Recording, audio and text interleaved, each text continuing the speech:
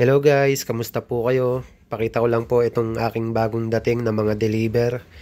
Mountain Peak Everest Pro. Meron po siyang tatlong kulay. Ito ay 27.5 na medium. Bali kasya naman po dito yung 29er na gulong basta yung hindi malalapad o yung pang trail. Ito po yung kulay niya. Bali ano po ito metallic silver po na nagiging chameleon. Yan. Ganda po ng kulay. Sa totoo lang, ang hirap mamili kung ano maganda. Ito namang isa, metallic din siya na kulay gray na nagiging chameleon din po. Nag-iiba po yung kulay depende sa reflection po. Ito po pala ay tapered. Tapos internal cabling. Tapos threaded na BB. True axle po siya sa likuran, 12x142 na non-boost, tapos 31.6 na seat post. Hindi po ma-justify sa video yung ganda ng paint job niya. At saka hindi diba kanina gray na gray, ayun, nagiging para siyang purple.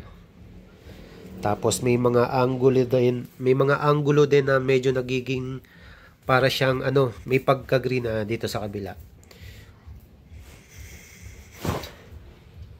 Oops.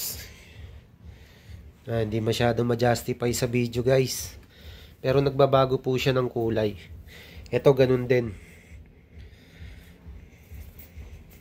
Ayan, may mga epekto siya na nagiging para siyang rainbow.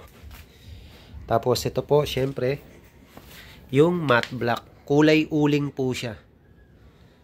Stealth mode lang po siya na merong konting mga red. Yan. Matte naman siya. Yung dalawa, glossy na metallic. Ang astig talaga ng Mountain Peak. Tsaka po siya. Magaan po. Isa sa magandang bilhin sa mga budget na frame. Kasi magaan siya, true axle, tapos tested na ng maraming cyclist na matibay po. Yan. Bakit po may mga nagbubuo na 27.5 yung frame tapos 29er yung gulong na nilalagay? Kasi po unang dahilan ang 27.5 ay mas magaan sa 29er. Tapos pangalawa po, dahil pang XC po ito at karamihan sa nagbubuo nito hindi naman po nilalagyan ng manipis na, ng makapal na gulong, mas maganda po kasi ang tindig ng 27.5 na frame kumpara sa 29er na malaki, may kahabaan, tapos hindi po ganun kaganda pag tinernuhan ng manipis na gulong kasi masyado pong malaki yung frame. Kaya ang ginagawa ng iba, 27.5 ang kinukuha, tapos 29er na pass rolling na gulong ang nilalagay.